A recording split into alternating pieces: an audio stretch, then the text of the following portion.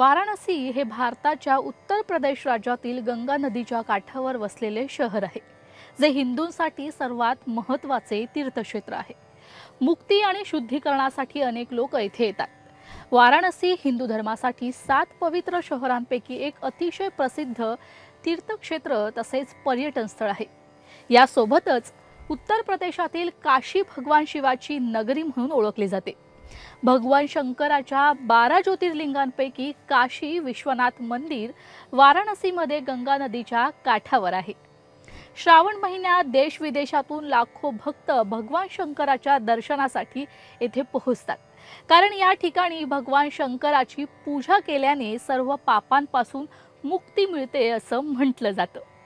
या मंदिराला 3500 वर्षांचा लिखित इतिहास आहे, पण हे मंदिर पहिले नक्की कधी बांधलं गेलं हे माहित नाही, कारण या मंदिरावर अनेक वेळा धर्मांध मुस्लिमांनी हल्ला केलाय आणि तितक्या वेळा हे मंदिर पुन्हा बांधण्यात आलेलं आहे।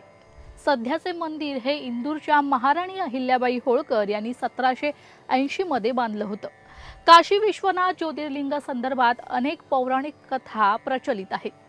त्यापैकी एक पौराणिक कथेनुसार जेव्हा पार्वतीशी लग्न केल्यानंतर भगवान शंकर कैलास पर्वतावर राहू लागले, तेव्हा पार्वतीला याचा राग आला आणि त्यांनी आपल्या हृदयातली इच्छा भगवान शंकरासमोर ठेवली। तेव्हा भगवान शंकराने कैलास पर्वत सोडला आणि देवी पार्वती बरोबर ते काशी शहरात राहण्यास आले। अशा प्रकारे काशी शहरात आल्यानंतर येथे भगवान शंकराची स्थापना ज्योतिर्लिंगाच्या रूपाने झाली। तेव्हापासून विश्वनाथ ज्योतिर्लिंग काशी शहरात भगवान शिवाचे निवासस्थान मानले जाते। म्हणून असं म्हटलं जातं की विश्वनाथ ज्योतिर्लिंग कोणत्याही मनुष्याच्या उपासनेने तपश्चर्येने प्रकट झालेले नसले तरी इथे निराकार देव शिव बनून विश्वनाथाच्या रूपात प्रकट झालेले आहेत। हा व्हिडिओ तुम्हाला आवडला असेल तर कमेंट करून नक्की सांगा। यासाठी लोकशाही मराठीला लाईक, शेअर आणि सबस्क्राइब करा।